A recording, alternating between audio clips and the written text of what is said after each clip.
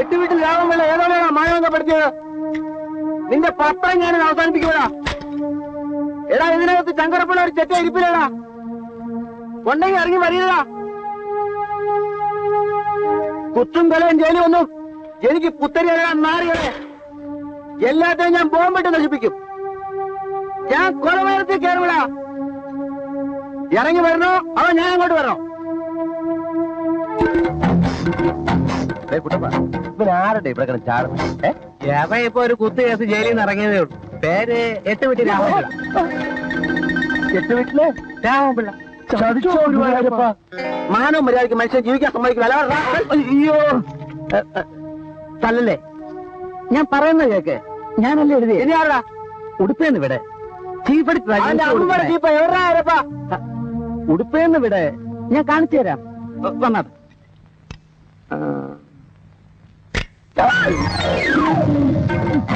എടാ നീയാണോ ചീപ്പ് അടിച്ചത്? അയ്യോ ഞാനല്ല. കസേരയിലിരിക്കുന്ന എം ടി രാമോദരൻ. പന്നടാക്കളെ, നീ എന്നെ പറ്റി അനാവശ്യം നീ നിന്റെ ഒരു പത്രം നിന്നെ ശരിയാക്കുന്നു. മേലിൽ ആരെപ്പറ്റി അനാവശ്യമായ ന്യൂസ് എഴുതിയ കൈയും കാലും വേണ്ടി ദൂരെ കഴിഞ്ഞാൽ പറഞ്ഞേക്കാം.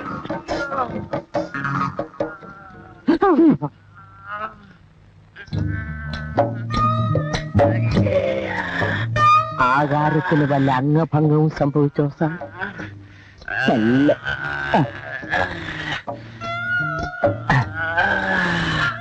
ഇപ്പൊ പിടികിട്ടി എന്താണ് കോമഡി.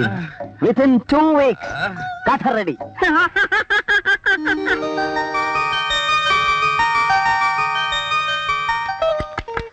പ്രിയപ്പെട്ട സുഹൃത്തുക്കളെ, സഹപ്രവർത്തകരെ, നമ്മുടെ എല്ലാം പ്രിയങ്കരനായ mister Anilkumar national press photography മത്സരത്തിൽ 1ാം സമ്മാനം കരസ്ഥമാക്കിയിരിക്കുന്നു എന്ന സന്തോഷ വാർത്ത സ്നേഹപുരസ്സരം അറിയിച്ചുകൊള്ളുന്നു.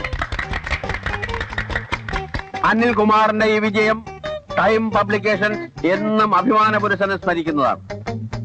ഫോട്ടോഗ്രാഫിയുടെ നൂതന സങ്കേതങ്ങളെക്കുറിച്ച് ഗവേഷണം നടത്താൻ ടൈം പബ്ലിക്കേഷൻ സ്വന്തം ചെലവിൽ അനിൽകുമാറിനെ ബോംബെക്ക് അയക്കാൻ തീരുമാനിച്ചിരിക്കുന്നു. അങ്ങനെ അനിലിനെ ബോംബെക്ക് അയക്കുകയാണെങ്കിൽ എന്നെ അയക്കണം. നീ എന്ത് കോപ്പ് കാണിച്ചിട്ട് നിന്നെ ബോംബെക്ക് അയക്കണം? നിന്നെ പൂത്തർക്കൊക്കെ അയക്കാം. ആ ചോദ്യം ഇവരോട് ചോദിക്കണം. ഏതോ ഫോട്ടോ സ്റ്റുഡിയോന്ന് കാശ് കൊടുത്ത് ഫോട്ടോ വാങ്ങിച്ച് അവാർഡ് വാങ്ങിച്ച ഫോട്ടോഗ്രാഫർ ആവും. എടാ അസൂയക്കും കഷണ്ടിക്കും പണ്ടേ മരുന്നില്ലെന്ന് വിവരമുള്ളവർ പറഞ്ഞിട്ടുണ്ട്. സ്വന്തം പലയുടെ കുത്തി നാറ്റിക്കണ്ട. നിങ്ങൾ രണ്ടുപേരും കള്ളന്മാരാ. ആ വിവരം നാട്ടുകാരെ അറിയിച്ച് പത്രത്തിന് നാണം കെടുത്തണ്ട. അല്ലെങ്കിൽ പത്രം നാറി. ഇനി ഇവരെ ബാംബെക്ക് കൂടെ അയച്ചാ ആ നാറ്റം ബോംബെ വരെ എത്തും. ഫോട്ടോ കട്ടതോ മോഷ്ടിച്ചതോ എന്നുള്ളത് എനിക്കൊരു പ്രശ്നമേ അല്ല. നാണമില്ലാത്തവന്റെ പ്രശ്നത്തിൽ ഒരു ആല് കളിച്ചാൽ അതും അവനൊരു തണലാണെന്ന് ഷേക്സ്പിയർ പറഞ്ഞിട്ടുണ്ട്. അതുകൊണ്ട് അനിൽകുമാറിന് ബോംബെക്ക് അയക്കാനുള്ള എന്റെ തീരുമാനം പാറ പോലെ ഉറച്ചതാണെന്ന് ഞാൻ എല്ലാവരെയും അറിയിച്ചുകൊള്ളുന്നു. കയ്യടി.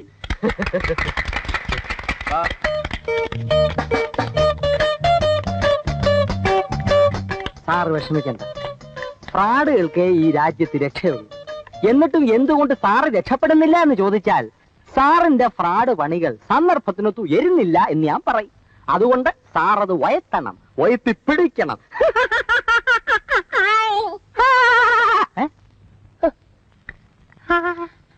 സാറേ, സത്യം, ധർമ്മം, നീതി, ന്യായം ഇതൊക്കെ ദൈവങ്ങൾക്ക് മാത്രമുള്ളതാ.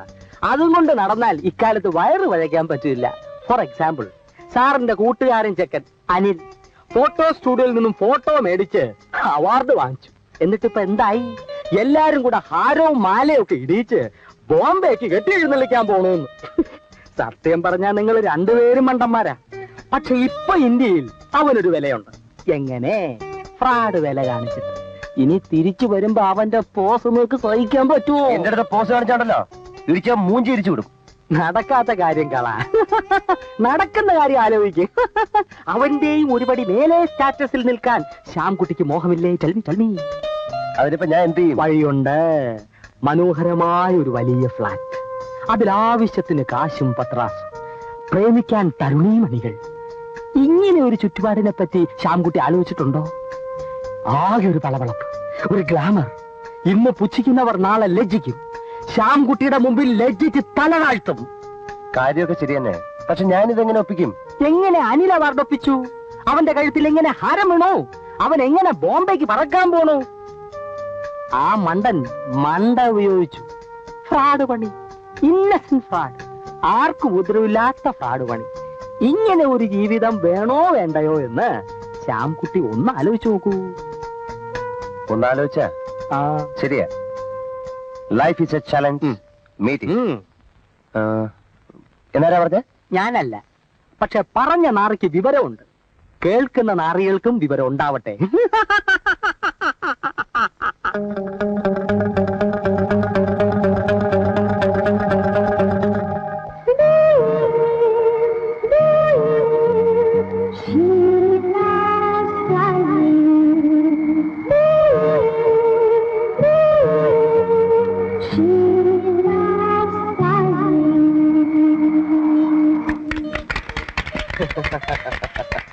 Thank you, thank you.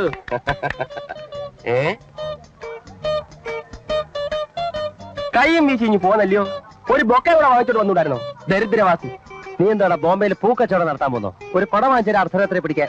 എന്റെ അമ്മോ, അസൂയ അസൂയ. അത് തന്നെയാണ് അസൂയ തന്നെ. ആ കള്ളനാവാൻ കഴിയാത്തതിലുള്ള അസൂയ. Passenger traveling to Bombay. Goodbye. Please report immediately at the security check.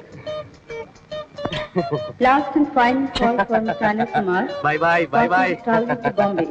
Thank you. Please report immediately at the security check. Alaya, goodbye.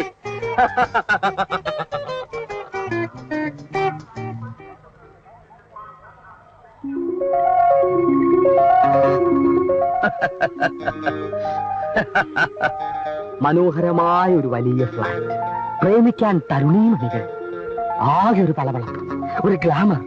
ഇന്ന് പുച്ഛിക്കുന്നവർ നാളെ ലജ്ജിക്കും. ശ്യാംകുട്ടിയുടെ മുമ്പിൽ ലജ്ജിച്ച് തല താഴ്ത്തും. നീ വെള്ളം അടിച്ച് കാർ ഓടിക്കാറുണ്ടോ?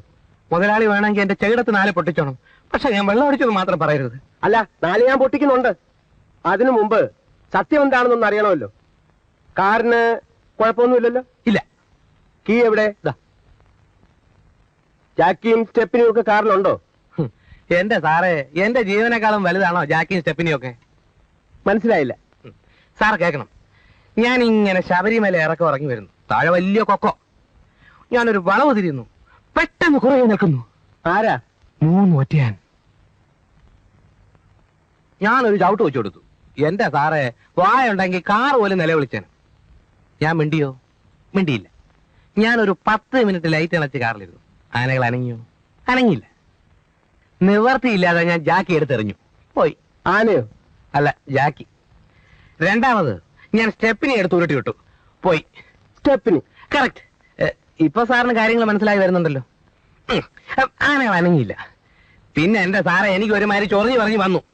ഞാൻ വീൽ കപ്പും ലാമ്പും ബമ്പർ എല്ലായിടത്തും ചണ ഗുണ വലിച്ചെറിഞ്ഞു. അവസാനം എന്റെ നല്ല കാലത്തിന് കാശിരുന്ന ബാഗ് കൈ കിട്ടി. 10,500 രൂപ ഉണ്ടായിരുന്നുള്ളൂ. അത് ഞാനെടുത്ത് ചേറി എറിഞ്ഞു കൊടുത്തു. അപ്പോ ബമ്പറും ടെയിൽ ലാമ്പും കാശും കൂടെ പോയി അല്ലേ? പോയെങ്കിൽ എന്ത് സാറേ, ആനകൾ പോയി കിട്ടിയില്ലേ? ഞാൻ എന്റെ ഉള്ള ഉയരം കൊണ്ട് മല ഇറങ്ങി പോകുന്നു. ഇപ്പോഴും എന്റെ കൈ വിറക്കുന്നുണ്ടല്ലേ സാർ? എന്നിട്ടിപ്പോ കാർ എവിടെ? കാറ് അങ്ങ് ശബരിമലയല്ലേ? ശബരിമല എവിടെ? അങ്ങ് ഇറക്കത്തിൽ. അവിടെ എല്ലാം ഇറക്കമാണല്ലോ. അങ്ങോട്ട് പോകുമ്പോ കയറ്റല്ലേ സാർ? കാർ എവിടെ കിടക്കുന്ന ചോദിച്ചത്? ഇങ്ങോട്ട് വരുമ്പോ ഇടവശത്തുള്ള കള്ളഷാപ്പിന് മുമ്പ് കിടപ്പുണ്ട്. അത് ശരി. അപ്പൊ ആനയല്ല, ഷാപ്പായതെല്ലാം കൊണ്ടുപോയത്. അപ്പോ സാറിന് എന്നെ വിശ്വാസമില്ലേ? അയ്യോ ഇല്ല. ഇത്രയും നാൾ സാറിന്റെ അടുത്ത് ഞാൻ വിശ്വാസത്തോടെ പണിയെടുത്തു. ഇനി ചീത്തപ്പേരെയൊക്കെ ഞാൻ തയ്യാറല്ല. സ്വരം എന്തായിരിക്കും നമുക്ക് പിരിയാം. അവിടെ നിൽക്കാൻ. ഇല്ല, നമ്മളൊന്നും ശരിയാകത്തില്ല.